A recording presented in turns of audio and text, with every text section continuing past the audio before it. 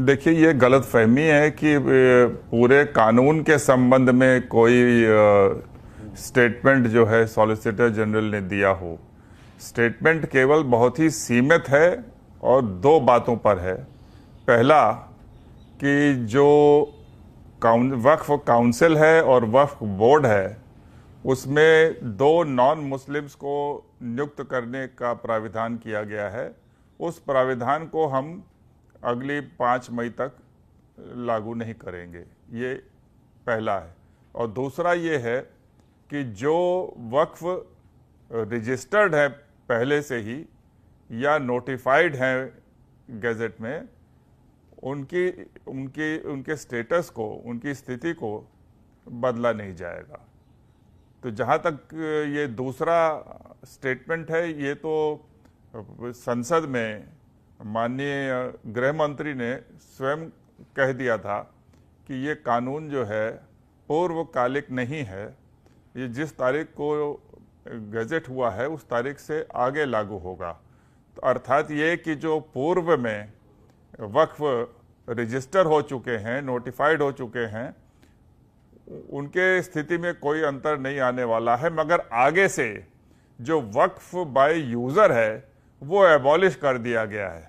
अब आगे से जो भी वक्फ दर्ज होंगे, पंजीकृत होंगे, वो केवल लिखित कागजात के आधार पर, डीड्स के आधार पर दर्ज होंगे, पंजीकृत होंगे।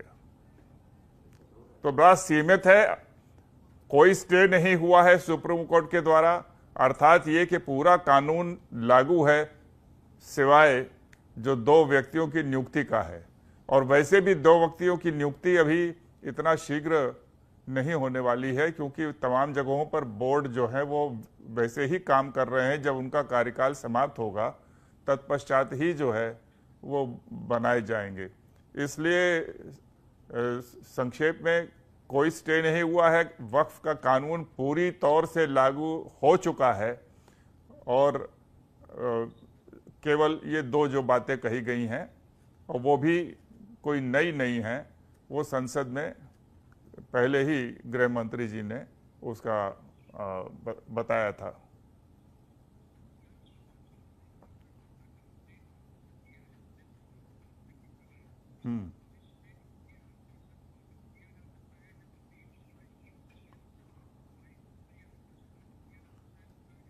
देखिए, ये आश्वासन केवल 5 तारीख तक है, 5 मई तक।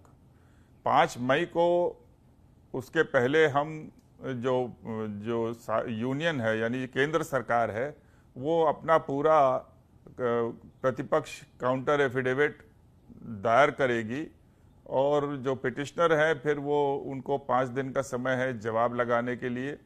उसके बाद कोर्ट सुनवाई करेगी कि क्या कुछ और करने की जरूरत है या नहीं है।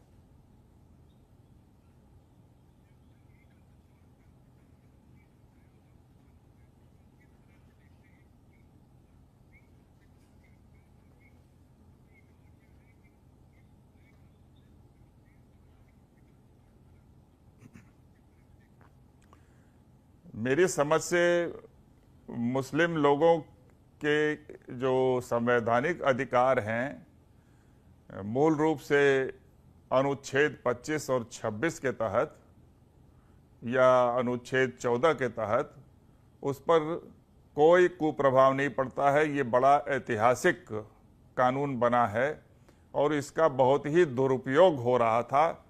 और इस दुरुपयोग के संबंध में किसी भी अधिवक्ता ने सुप्रीम कोर्ट के समक्ष यह नहीं कहा कि इसका दुरुपयोग नहीं हो रहा था। ये सर्वमान्य है और ये तथ्यों से साबित है, इसकी पुष्टि होती है कि इसका दुरुपयोग बहुत बड़े पैमाने पे हो रहा था। जहां पर सरकारी संपत्ति, निजी संपत्ति, गांव के गांव और मंदिरों की संपत्ति, वो सब जो है वक्फ घोषित किए जा रहे थे। यहाँ तक कि 100 साल में 1913 से लेकर 2013 तक केवल 17 लाख एकड़ जमीन वक्फ के पास थी।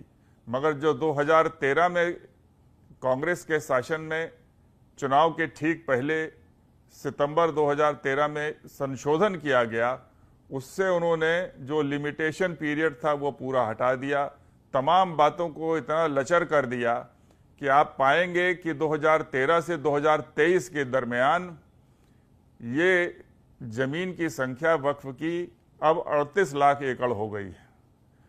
तो 10 वर्ष के अंदर ये 28 लाख एकड़ कैसे आ सकता है? किसने ये जमीन खरीद के दान कर दिया, वक्फ बना दिया? तो ये बड़ा भारी वक्फ बाय यूजर का जो प्राविधान है उसका बहुत बड़ा दुरुपयोग हो रहा था, और जो सीमा हटा दी, समय सीमा 2013 में, उसका लाभ उठाते हुए, और इनमें से अधिकांशतः जो है वो पंजीकृत नहीं है, तो इतना बड़ा दुरुपयोग हो रहा था। तो ये उस दुरुपयोग को खत्म करता है कानून, और इससे तो तमाम जो मुस्लिम समुदाय के लोग हैं उनको भी बहुत बड़ा लाभ मिलेगा। अब आप देखेंगे कि इस कानून के जरिए जो है वो बोरा और आगा खानी जो है उनके भी बोर्ड का प्राविधान कर दिया गया है, और जो बोर्ड बनेगा उसमें जो पिछड़े तबके हैं मुस्लिमों के, जिसको पसमंदा कहा जाता है, उसके लिए भी जो है नियुक्ति का प्राविधान हो गया है, और महिलाओं का भी प्राविधान हो गया है। सो इसलिए ये बड़ा ही महत्वपूर्ण बिल है, और यही बात आज जो है सॉलिसिटर जनरल ने सुप्रीम कोर्ट पे रखा कि इतना महत्वपूर्ण बिल है, और हमने भी ये कहा कि ये संसद जो आपके सामने खड़ी है, तो इतना जल्दबाजी में कोई स्टे ऑर्डर नहीं होना चाहिए। संसद को समय मिलना चाहिए, यूनियन को समय मिलना चाहिए, ताकि वो अपना पक्ष साक्ष्यों के माध्यम से रख सके, क्योंकि बिल जो है वो बड़े विचार विमर्श और प्रत्यावेदनों को ध्यान में रखते हुए, और ये सब जो इसमें जमीनों का एक तरीके से समझिए कि कब्जा किया जा रहा था वक्फ के नाम पर, उस पर रोक लगाता है। तो ये बहुत महत्वपूर्ण बिल है, और इससे तो मुसलमानों को फायदा होगा, नुकसान नहीं होगा। तो जो लोग विरोध कर रहे हैं वो केवल वो हैं जो पहले से ही एक प्रकार से मठाधीश की तरह वक्फ के ऊपर काबिज हैं, और वो वक्फ को अपने मनमाना ढंग से चला रहे हैं और अपने निजी हित में चला रहे हैं।